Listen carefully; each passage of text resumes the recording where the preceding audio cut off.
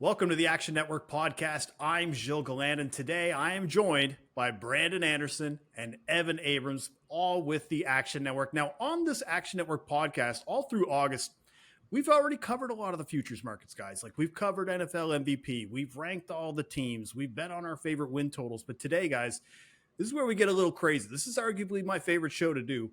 This is NFL exotics. So just to kind of give a little bit of background on what this isn't like, the typical win Super Bowl type of future. This is like we're going to go through the niche markets, like best record, last winless team, most interceptions thrown. And we get a little bit wacky because there's so many markets out there at all these different sports books.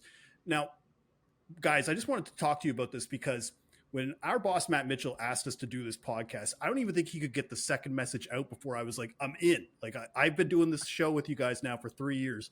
Why do you think we keep coming back to these exotic markets? Brandon, why don't you start?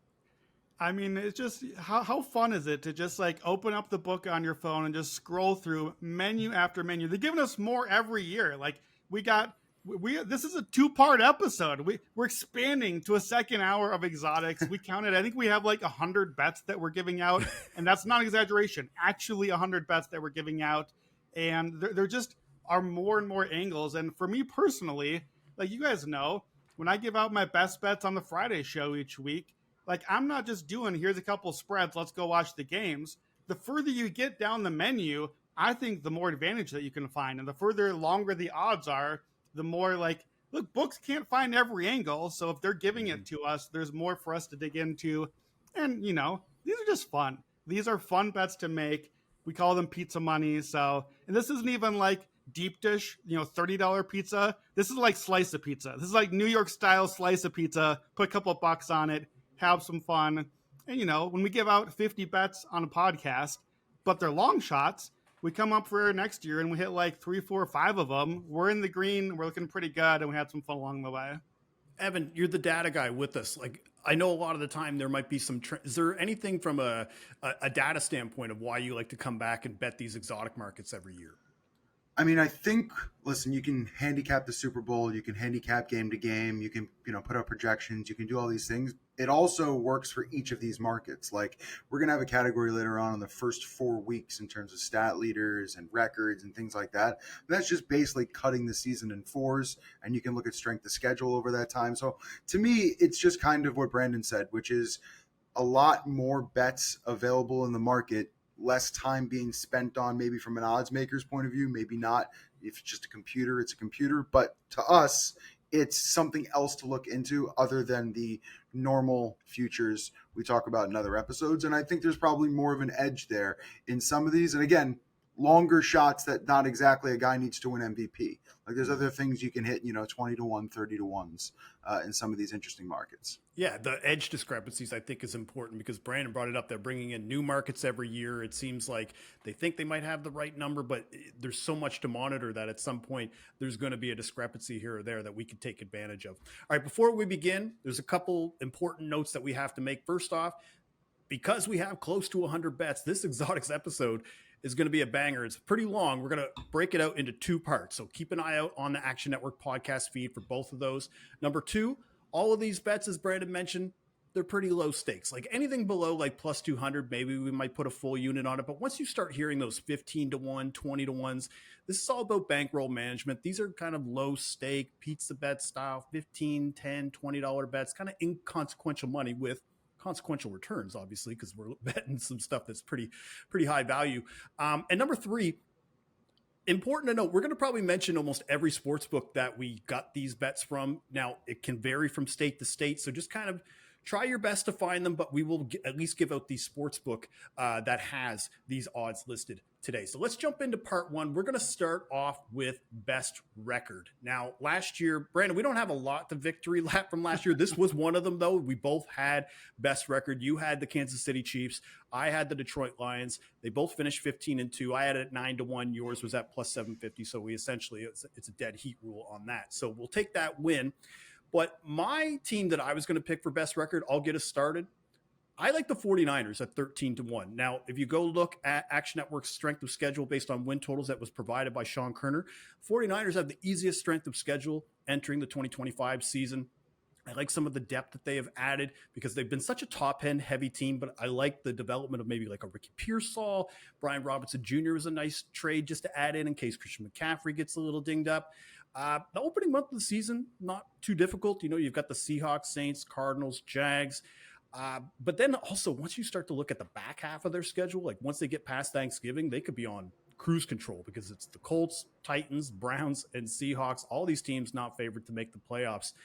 The only hang up, you know, it was funny because I talked about this with Brandon yesterday because I was talking to one of my betting partners and we were just talking about the 49ers. And he said, look, I'm with you. I can imagine them getting there. My problem is that Kyle Shanahan in his tenure as the head coach of the 49ers has never had the best record in the NFL. He's had a couple 13-3 seasons, 13-4, but never that 15-2 or 14-2 record that usually kind of puts you over the top. So I'm banking, like that's not enough to deter me because if you only bet on something that you've only seen before, you'll probably never bet on anything because that's not really the way betting works. So I like the 49ers at 13-1 for the best record. Brandon, do you agree with the 49ers on this spot? Yeah, we're starting with the banger. This is the one that you and I both hit last year, and we are on the same team this year. This is maybe my favorite bet of the podcast. The Niners, I don't have to make too much of a case. You've heard me talk a lot about the Niners already on 10 of these podcasts so far. The schedule is a huge thing. If you take out just the division opponents and have the non-division, then the Niners are like number one with a bullet on schedule. It's the division that's actually making it a little tougher, but they usually play pretty well against Sean McVay. Like if you like some of the division matchups, then it gets even nicer for the schedule. The health is obviously the big question here, but we already just came out of the year from hell, basically. Like they lost everyone on offense last year, multiple games. And, you know, we're already a little injured to start the year at receiver, so not great, but Shanahan's showed that he can keep a high floor with his team. Robert Saleh back on the defense to get them to a better place than they were last year. And frankly, they were in a pretty good place last year. They were still top 10 offense, DVOA, near top 10 defense, and you can only get better from here. So to me, I had 4 teams that really are in the running for this. It's Baltimore, Kansas City in the AFC. It's Philly, San Francisco in the NFC. And I have San Fran as my number 2 overall record by like half a win or less to the Ravens. So 13-1, very easy choice. My long shot here is my number 5 team, and that's the Houston Texans. 45-1, both at DraftKings. And I know, Joe, we're going to go back and forth in the Texans. I know. This is an upside play. It's not that I'm confident the Texans are the best team, but if they have a top 3 defense, and if they have a top 3 special teams, and they play in a terrible division where they could win all 6 games pretty easily if they're good, what if the offense is good? What if Nick Caley finds some solutions on that line? What if the offense is what we hoped it might have been a year ago, but now the rest is already great? We all like the rest already, and it's the one bad division in the AFC.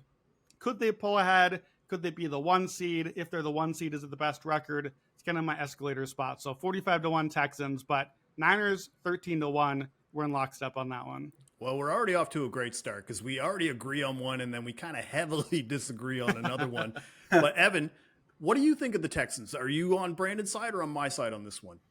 Yeah, so I'm doing a lot of podcasts with the island guy, and that's Brandon, who always talks about islands every year. But I seem to be on an island myself because I don't see San Francisco. And every podcast I do with Brandon, he is very pro San Francisco. So there's a lot of people here at Action. But I'm just not on that side, so I don't see this bet. I mean, I understand the healthiness, the 13-1 in value, like the bounce back, McCaffrey being healthy in a sense, everything else a little bit banged up. But the value I see, I like Houston. I think the 45-1 range for this bet, given the division, I think is a big plus. The defense will keep them almost in every single game. And I think there's value, and we talked about it in the awards podcast, in some Nico Collins markets. I think he's due for a really, really good season. So I like the Houston one. And I think the other one that piques my interest is Green Bay, 25-1. I see regression in Detroit. I'm not fully bought into what Ben Johnson and Caleb is doing because I don't know how much I actually buy into Caleb. And I think Minnesota is a bit of an enigma with J.J. McCarthy. Could go really well, could not. I think Green Bay, not being in the end mix for the division last year, will be the team this year. I like their offense a lot. I like the draft of Golden. Like, I think the defense is probably the biggest question mark, and I think even that they'll be middle of the league. So I think Green Bay 25-1 probably shows a decent value at the number. The only other team I even looked at was Atlanta at 80-1. Fourth easiest schedule, the conference, the division. Like I just, my feeling is the NFC probably offers the most value in this market, and I think that's why you guys at San Francisco were looking that way. But those are the two teams. Those are my bets. For sure. And the Packers, at least from a regular season standpoint, I mean, double-digit wins very routinely under Matt LaFleur. So a high floor as well at a 25-1 bet. So that is best record. 49ers for both Brandon and I. And Brandon's on the Texans. Evan is on the Packers and the Texans as well. Let's now move to the worst record.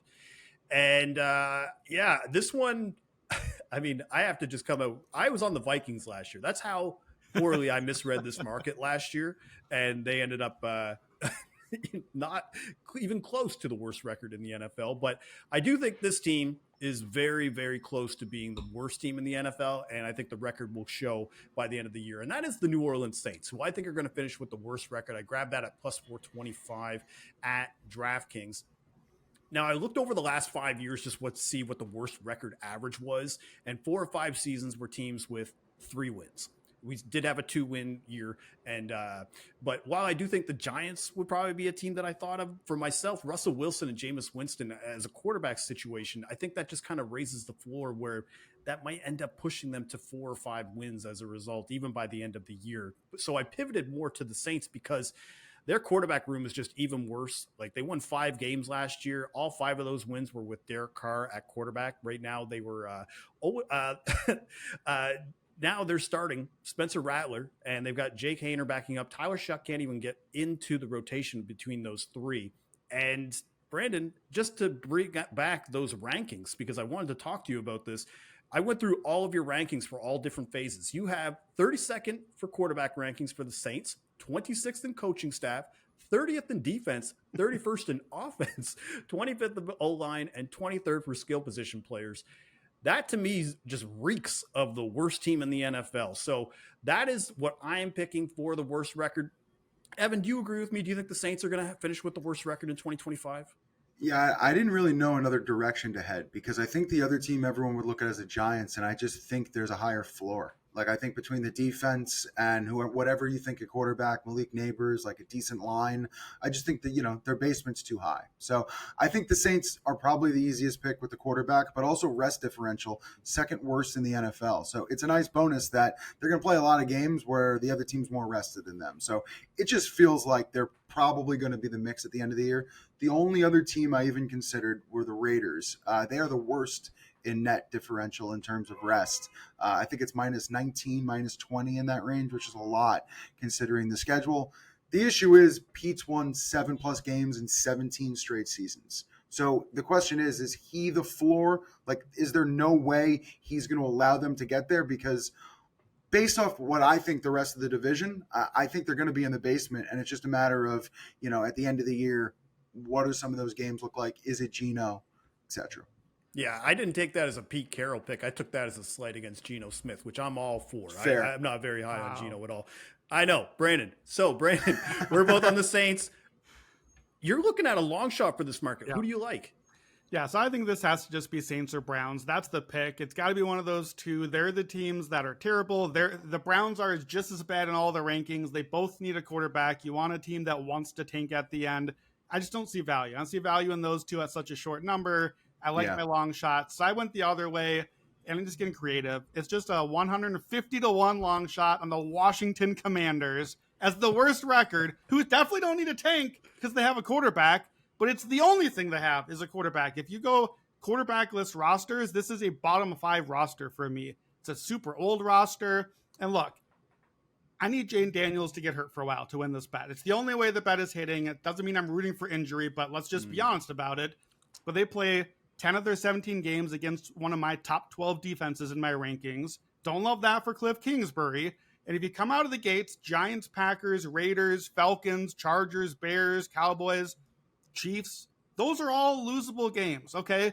So if things don't go well and Daniels regresses a little bit and then maybe picks up a little injury and they're already like 2-6, maybe it goes really sideways after that and maybe go get the high pick. So this is my favorite under on the board.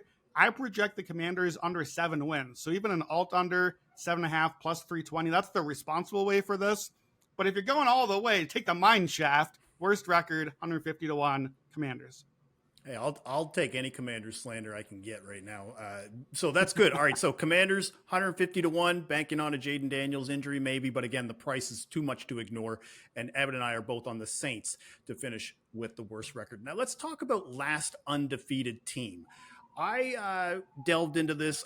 Honestly, there were only 2 teams to me that really stood out from a value standpoint. I picked one from each conference. The first 2 and part of the criteria was I wanted to take it from opposite conferences, but I also wanted them to have to play each other, but I wanted it to be like either week 7 or onward. So the 2 teams that I chose were the Arizona Cardinals and the Indianapolis Colts. And the Cardinals, I just like the way that their opening 6 to 7 weeks plays out because they've got the Saints, Panthers, 49ers, Seahawks, Titans, Colts, Packers, 1 to 2 games that obviously they won't be favored in against like the Niners and Packers. But, you know, if they're playing up to potential, they could finish off 7-0 in there. And that's kind of where you want to be if you're looking for that undefeated. The Indianapolis Colts is interesting because I have that at 60-1. Both of these are available at DraftKings, by the way, or pardon me, Caesars. But Indianapolis Colts, again, another team, very decent opening schedule. Dolphins, Broncos, Titans, Rams, Raiders, and then the Cardinals. So the big thing for me about the Colts is being able to play indoors. You've seen kind of some of the splits that we've seen with either Daniel Jones or even just this Colts team. They like to play at home. They like to play indoors. They only have 2 outdoor games over the first half of the season. So those are the 2 teams. I like Arizona Cardinals and Indianapolis Colts as the 2 teams that I would choose for last undefeated team. Brandon, are you looking at the AFC East for this? I am. Yeah, I actually looked at the Cardinals as well. I kind of like that one, but I'm going to take another 60-1. Give me the Patriots, who I think have a very much higher floor this year. We've talked about they added 4 new guys on the offensive line. They added a bunch of talent on the defense. I think could be a top 10 defense. Mike Vrabel, Josh McDaniels, certainly floor-raising coaches that added to the staff. Stephon Diggs at receiver and some rookies at the skill positions. This is a team that I just am increasingly in on. And the schedule starting out goes Raiders, Dolphins, Steelers, Panthers. If the Patriots are good, those are very winnable games. That is a possible 4-0 start. And then it's Buffalo, in Buffalo, and that's the swing. We're probably not going to win unless we get that one. But if you get past Buffalo, then it's Saints, Titans, Browns. Okay, great. Now we're flying. So I like the Patriots. You can play that at ESPN Bet at 60-1. You can also just play 4-0. First 4 games, 4-0 at plus 750. That gets you out before the Buffalo game. So this is a team I'm just very much in on. We'll have more about them later. But definitely the Patriots 60-1 for last unbeaten long shot. Before we move on, Evan, do either of these 3 teams entice you at all? Cardinals, Colts, Patriots? I know over the years you and I have shit on the Colts plenty of times. Is there anything that stands out about these 3 teams that maybe you'd be wanting to bet on last undefeated team? Yeah, I prefer the Patriots and the Cardinals to the Colts, but the Colts schedule also did catch my eye. Like I could see starting both week 1 and week 2 at home. Then you go to Tennessee and to the Rams. God forbid you get through those games. You then have 2 back-to-back home games with the Raiders and Cardinals. So I do see the Colts as like a possibility. You just have to kind of get over Daniel Jones. Like he could be something a little bit better, and the rest of the team is pretty decent around him. So intriguing, but I like the Cardinals and Patriots ones a little bit better. For sure. Yeah, the Colts one, you're going to have to plug your nose on that one. So a little bit, yeah. Yeah. All right, let's move over to last winless team. We already took a big dump on this team. Brandon, take another one, please. Yeah, so I got a whole section of hate on Saints and Browns. I saved it for this section, and we already let you guys take the Saints on the last one. The Saints start out Cardinals, who I think are going to be pretty good and are currently a playoff team for me. Then Niners, Seahawks, Bills. Those for me with the Saints, you're 0-4. Like those are surefire losses. Then the tricky spot, home against the Giants. The Saints might win that one. Oh no. But if we get past that with a loss, then it's the Patriots, the Bears, the Bucks, the Rams. Like, yikes. This is like 0-9 waiting to happen at midseason for the Saints. Aaron Schatz has the Saints as a top 10 toughest schedule in the first half, but the number 1 easiest schedule in the second half. Guess why? All the division games come later. They get to play all the other crappy teams later in the schedule. They got to play the real teams early. So Saints last winless team, plus 850 at ESPN. At that book, you can also bet on seeding in the conferences. I like Saints as the 16 seed. So worst team in the NFC, plus 225. You can do that for Browns in the AFC, plus 225. Give me both of them. Now I don't need to pick which one's going to be worse than the other. They can just both suck. And that's great for me. If you want a bet that's going to win, Browns worst in the division, minus 300 at DraftKings. Not going to give you a lot of minus bets today, but they're not catching anybody in that division. So I like that one too. All right. Because we were kind of toying with the idea about the Giants for worst record, I thought that this actually would more apply to them for last winless team. So I took them at 4-1 at ESPN Bet. So the Giants, they have the second hardest strength of schedule based on win totals. Their offense has just been regressing year over year. Even with Russell Wilson, that ceiling is capped on what they can do offensively. Bottom 5 offensive line. And then just looking at the opening 8 weeks of the season, even just the opening month, like looking through the entire year for look ahead lines, they're only going to be favored in probably one game this season. And I'm not sure they should even be favored in that game in week 5 on the road versus the Saints. So I just think that the quarterback edge, they're never going to have it in any game this year unless they're facing a backup quarterback. I mean, I'm going to expand on this a little bit more, but just I'm not high on Brian Daboll in this team. I think at 4-1, that would be the team that I would look at that I think could start 0-8 and potentially have him fired. We'll talk about that a little bit more. Evan, do you have any teams that you want to add to this? Yeah, so I was looking at this more from the long shot point of view. And so, I mean, I think the Saints, and to be fair, the Saints in this market, probably a longer bet than the Saints in our market, we talked about before. So, you know, a little bit more of a crapshoot because it's games at the beginning of the season, but I think this is a strength of schedule bet. I like the Rams, the Commanders, and then I was toying between the Bucks and Atlanta. Obviously, they play each other in week 1, so you got to get that one right. But I think both teams, after their week 1 game, could see a bit of a skid given the schedule coming up. But I think Washington, so if you're going to go with Brandon's bet from before about them potentially not going right, it would take the Giants to beat them in week 1, which their pass rush, like weirder things have happened than the Giants winning that game in week 1. And then you've got at Green Bay, at home against Vegas, at Falcons, at Chargers. So I believe that Raiders game would probably, be another pretty decent sized upset, but I don't have the odds in front of me, but those were the long shots I kind of looked at. Well, Brandon, you have a long shot for this one too, right? Yeah, I'll chime in on the Bucks because that's the one I looked at. I tweeted about this a while back that like the opening schedule, I don't have that in front of me, but it's tough, man. If you lose to the Falcons, that's a really pivotal game. Like they're the only two even remotely decent teams, and they're playing week 1, both missing their offensive linemen, like both barely even ready for this game. It's kind of low key, the most important game of week 1, other than obviously Buffalo, Baltimore. And then we can forget about the NFC South for the rest of the season after that, because the Bucs might lose and then just keep on losing. This to me is just take Tristan Wirfs off the team, and it's a terrible cascading effect on the whole thing. He's this awesome pass blocking blindside left tackle.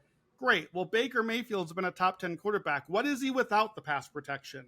We've seen that, unfortunately. We have that data also from other years. What is he without elite receivers? That half of them are in the hospital right now. So if it goes bad, it could go really bad. And the crazy thing on this one is you could actually win your 50-1 Bucks last winless bet, and then you could still bet on them to win the division after that, and you might win that bet too, because I think it will still be in play in the NFC South. I'm totally serious too. They might start 2-5 or 1-6. I looked at them for worst record. You can't bet it because they'll still be like 1 game behind in the division, and they're going to be like, well, now we're healthy. Let's try now. So you're right. Evan, you said this, but I like the Saints for this one because it's the schedule play and it's a longer number rather than worst record. Like, they got to play the Bucks and the Panthers and Falcons. They might accidentally beat one of them at some point. So that's kind of the setup here for me. All right, that was last winless team. Let's now move to the offensive side of the ball, and specifically the most team points scored, or least team points scored. Let's start with the most. Let's go on a positive angle here because I feel like we've just been trashing teams now for 10 minutes straight. Brandon, you like a team for the most points scored in the NFL in 2025. Who do you like? Yeah, I'm going to give you both of my picks right here. So the Ravens, 8-1 at ESPN. Don't need to make the case on the Ravens. They're number 1 in offense, DVOA, passing and rushing last year. They're top 4 scoring, both years with Todd Monken. They got the MVP in Lamar Jackson. It's the Ravens. If you want a long shot, last 3 years, only one team has finished top 3 in only one team has finished top 5 in scoring each of the last 3 years. It's Ben Johnson, guys. It's the Bears, 25-1 at Caesars.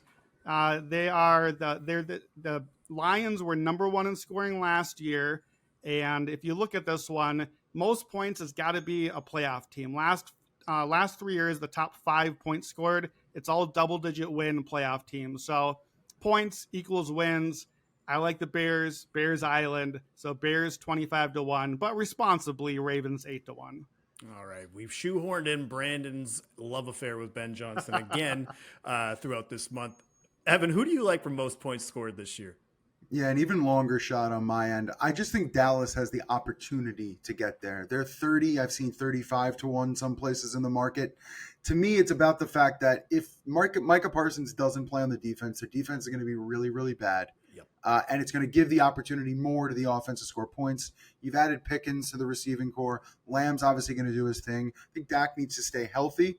And to that point, I think they're going to be in more shootouts than not. And if Micah plays, maybe they're a better team, and I think this number still has some validity. I just think it's a little long considering, if healthy, what this offense could do. So I like Dallas in this spot. I don't have much else in terms of why this bet would work. It's just more to the point that I think it's a little underrated at the number.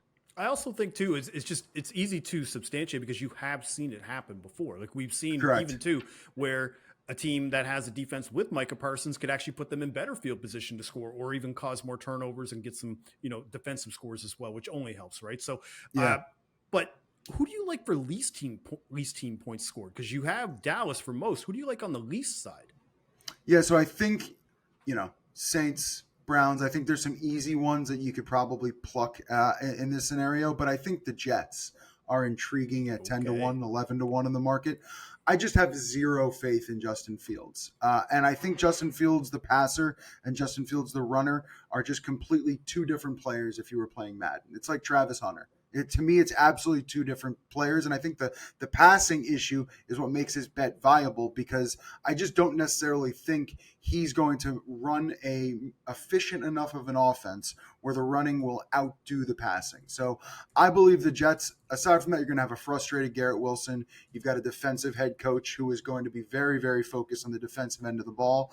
And I think Fields is going to be a little bit left to dry. So I think at 10 or 11-1, I think it has some value. Brandon, did you get on board with the Jets, or are you going to take the bottom of the barrel here?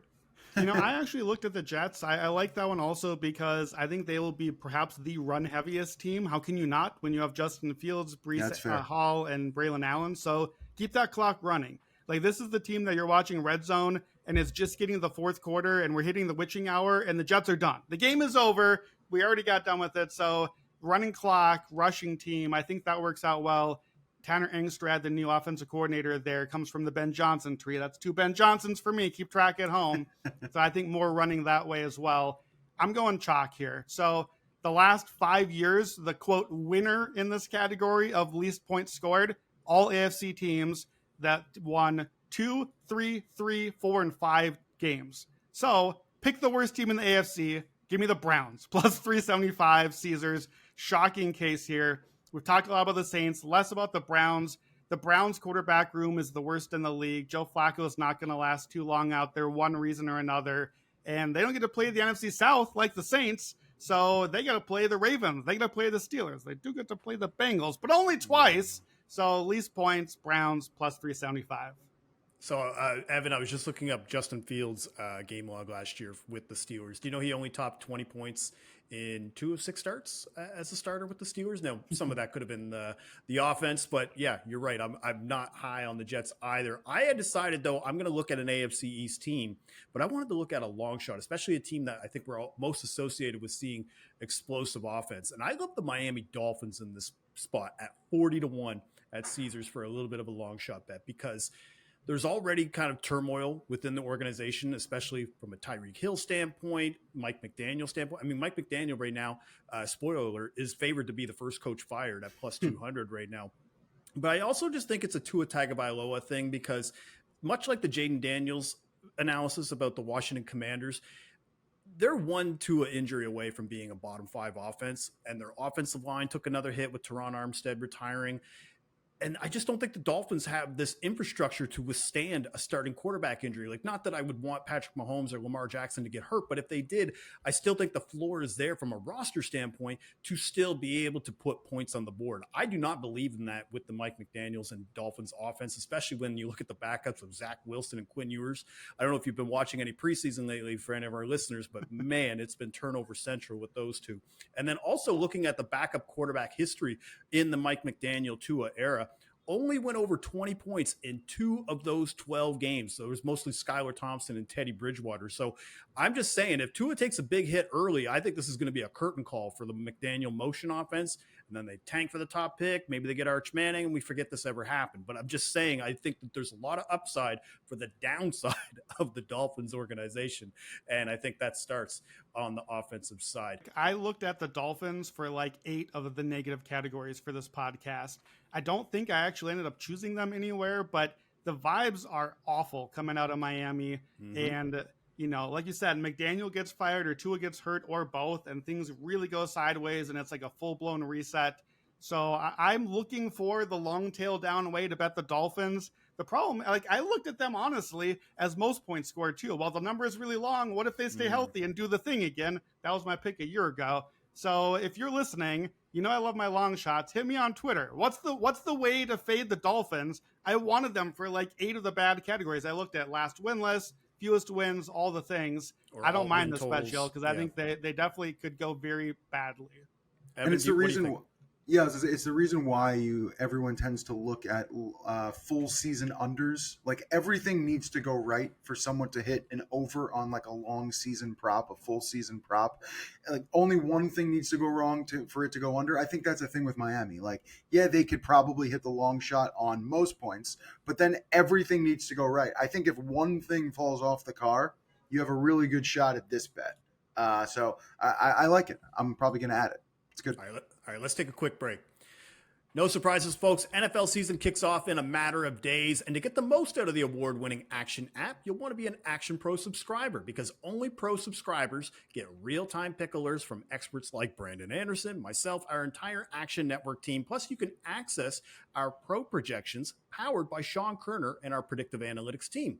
And to celebrate football's return, we've got a special offer. Just go to actionnetwork.com/pro. You can get $20 off the annual price with promo code POD20. So don't miss out on the best bets at the best prices. Visit actionnetwork.com/pro and use promo code POD20 to get $20 off a year of Action Pro. All right, let's continue with the exotic bets for the NFL futures. We've given out a lot of long shots, but let's scale down a bit. Let's look at the playoff market. I want to look at make playoffs or to miss playoffs. Brandon, you already talked about this team. Who do you think is a good bet to make the playoffs in the NFL this year? So, yeah, I've talked about a couple of these teams already. I've got 3 I'm going to give out here. I like the Patriots to make the playoffs. They are, to me, one of the 5 teams in the AFC that I am most certain make the playoffs. And you know who the other 4 are. It's the 4 division favorites. I've got the Patriots over 10 wins and like a game and a half above any other option in the wild card race. I think the Patriots might end up pushing for the division title as well. I'll be honest, I'm starting to wonder if I maybe should have gotten in on Patriots Island as well as Bears Island this year. So we'll see. Maybe I'll get there still. Patriots to make the playoffs, plus 154. All those floor-raising options and just an incredibly soft schedule this year. Love that one. Another minus bet for you here. Packers to make the playoffs is minus 130 at Caesars. What are we doing? The Packers aren't missing the playoffs. The floor is so high with Matt LaFleur. It's literally in his name. Everything is good there. They made the playoffs last year, even though Jordan Love got hurt. They made it with a new defensive coordinator. The defense should continue to get better. Love should get better. They got so many options on offense. We talked about like the open-ended flush straight draw where there's just so many outs that they can hit there. I just think the Packers, to me, are one of the 3 lock playoff teams with the Eagles and Niners. And frankly, probably more likely than the Niners. The Niners can just get all injured, but the Packers have so many other options there. So love that one. And then, of course, Ben Johnson's Bears, plus 195 at Caesars. Joe, I know you're on the Bears too, and I've already done my Bears thing, so I'll let you make the case for this one. Well, for sure. And I mean, we're already on the division futures for Bears Island, and that's all well and good because that's at 5-1. But this one I still think is a good price around plus 175. And part of the reason why I like the Bears isn't just about winning the division. I think the wild card spots in the NFC, as you just kind of laid out, are more up for grabs. And Ben Johnson coming back, having two tight end offense. I think that offense will just take a skyrocket leap compared to what we saw last year. Improved offensive line. I think there'll be some regression as well for your Vikings and the Detroit Lions. Also, another thing too, just one of the things I think they're going to do is I think they'll play well within the division because, Brandon, I looked this up. The Bears haven't had a winning record within their own division since 2019, like the Mitch Trubisky days, right? So if we even get 3-3 or 4-2 this year, I love my chances even more for the Bears to make the playoffs. I've got I got more in the miss side, but Evan, what do you think about the Packers and Patriots? Yeah, those are my picks. I really tried to not look in this document when I was doing my picks, just to, kind of have my own opinions and then come back. Me and Brandon basically had the same thoughts here. I mean, I am very pro Green Bay on this podcast, as Brandon is pro San Francisco, because if you like a team, you like a bunch of angles on that team. It kind of ends up flooding into other categories. So I like Green Bay here, and New England. You could just look at the win total. Like, if you just want to believe that they went from 4.5 to 8.5, 9. I mean, the projection is there in itself, and you're getting plus money with an extra wild card spot. Like, and the rest of the division, like we've talked about anti-Miami, we've talked about anti-Jets. There's not much else. And even against Buffalo, I feel like it's competitive. There's one of those games on Sunday Night Football. Like, it's gonna be interesting. So those are my two makes. All right, so let's talk about miss the playoffs. And Brandon, I think you're just going to echo kind of the same sentiment that you talked about in worst record. Yeah, so Washington to miss the playoffs, obviously I'm going to be in on that when I've already kind of talked about how down I am on this team. Just don't trust the coaching staff very much. Don't trust the offensive line. It's got to come together. Sam Cosmi is out. Tunsil is new, but had some struggles last year. Don't trust the defense either. Like, I think this is kind of like the Bengals in the NFC, except a little bit worse at all the things. And the NFC is a lot more competitive as far as getting into the playoffs. Like, I'd love to make Bengals miss playoffs, my pick. I do that every year, but there's too many open spots. I cannot find playoff teams in the AFC.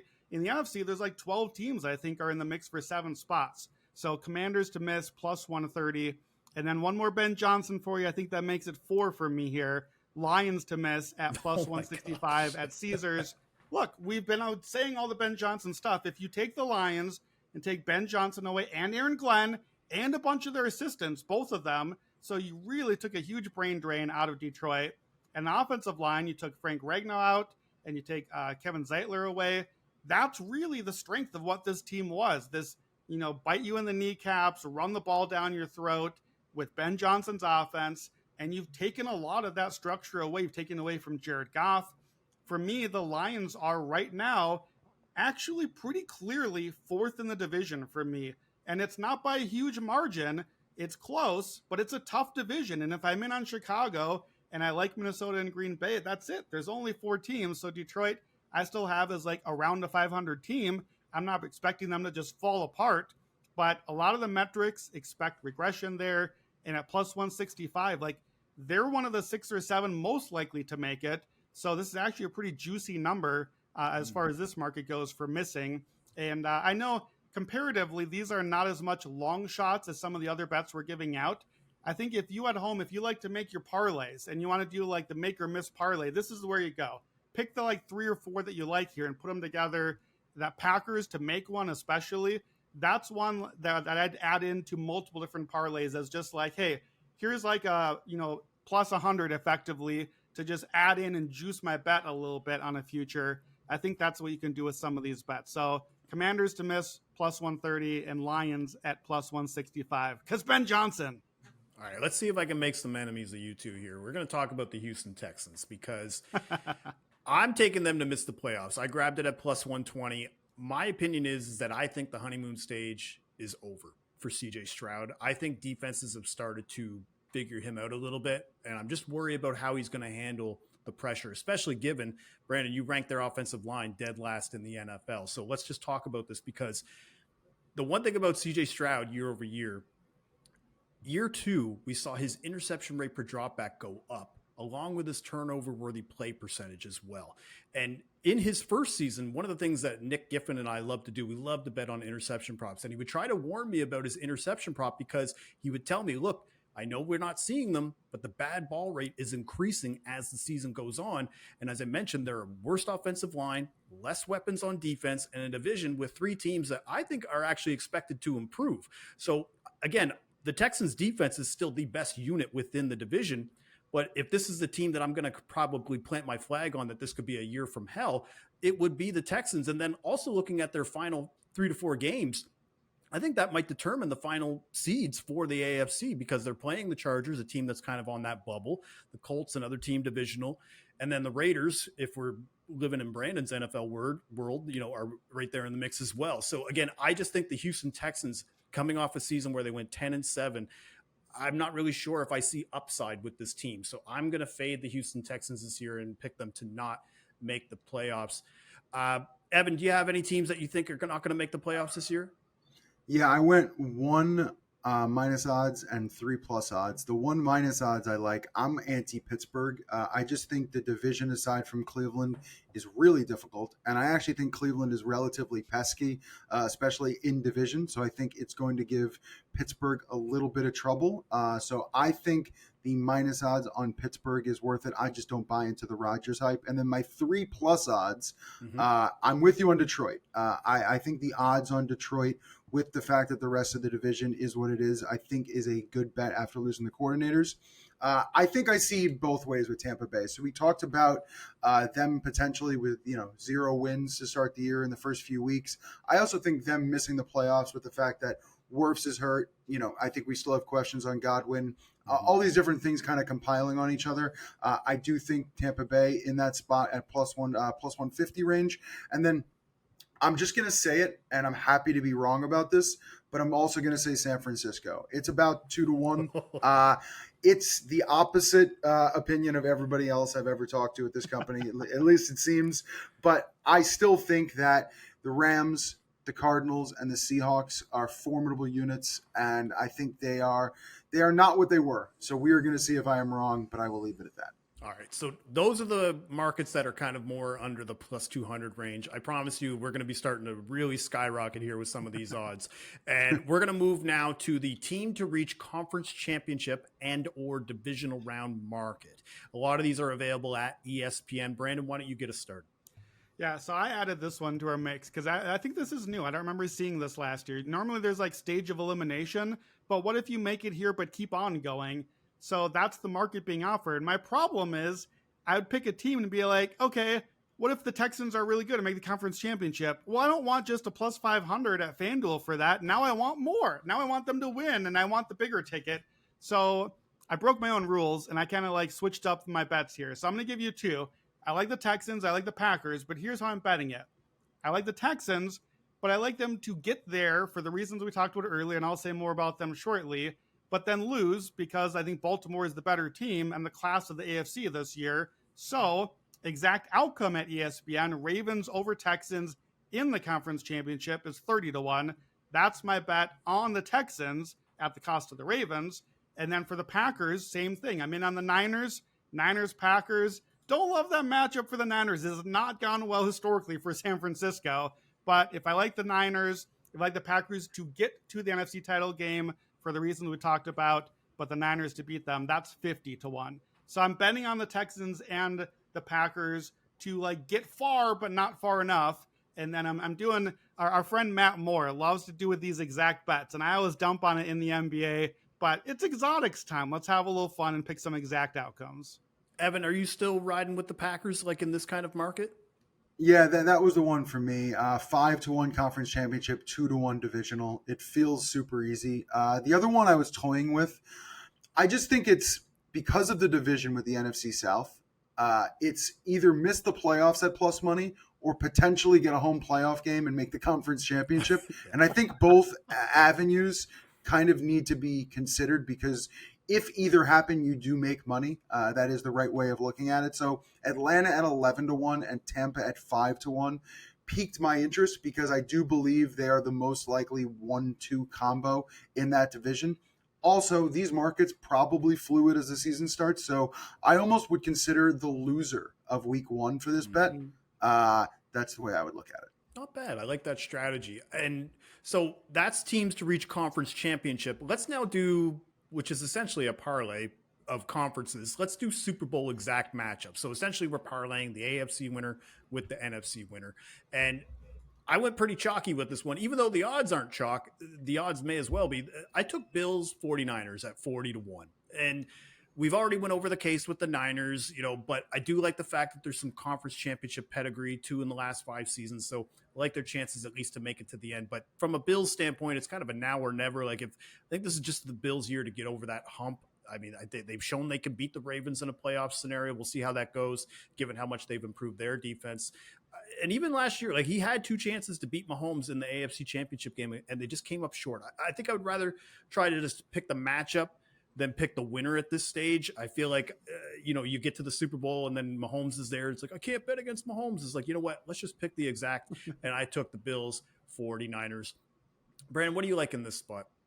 Yeah, kind of similar to mine from the last one. I like the Ravens. I like the Niners. So that's the matchup I want. But if I'm getting the matchup, I know absolutely which side I want in that matchup, and it's Baltimore, because Baltimore's run game against the one thing I don't like about San Fran is the run defense. Up the middle, I'm afraid week 1 in Seattle what that's going to look like, and maybe San Fran is already, behind the 8 ball out of the gate. So if we get that matchup, I don't love San Fran containing the run game of Derrick Henry. I don't love their options to contain Lamar Jackson.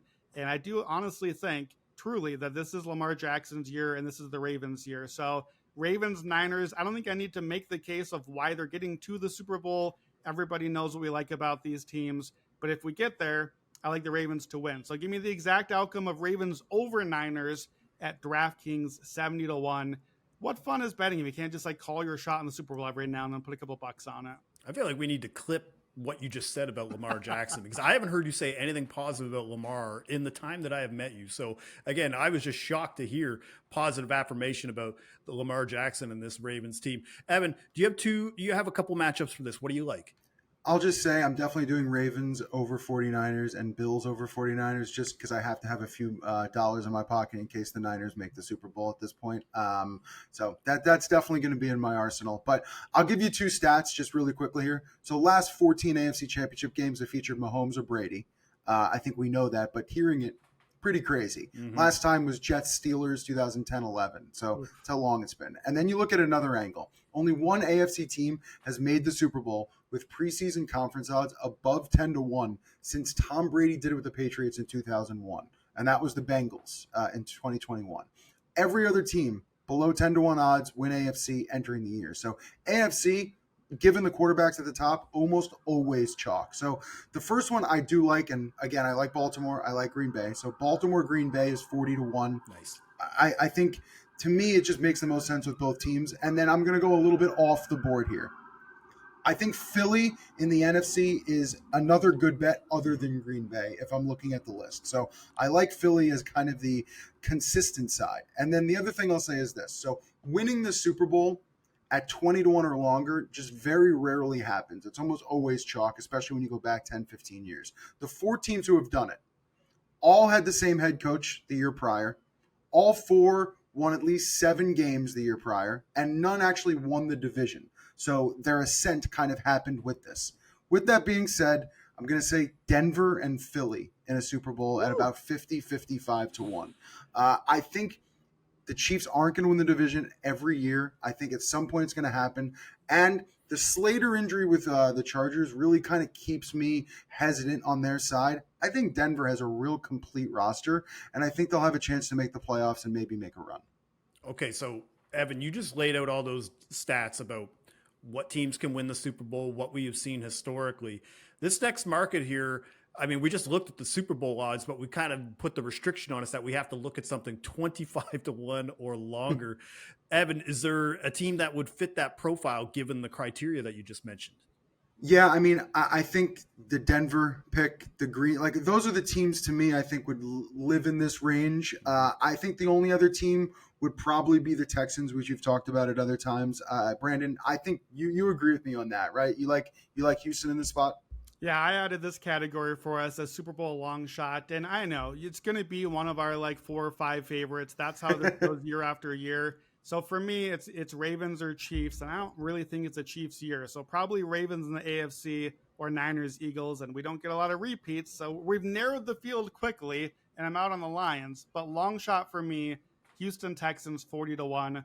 I don't know if I'm all the way there on they're going to win the Super Bowl, but I think there's value in the ticket enough to give us some options. If we're right that they get to a conference championship, now you've got some options on a 40-1 ticket at DraftKings. So what I like about the Texans is I just think there's a little bit of swerve here from last year.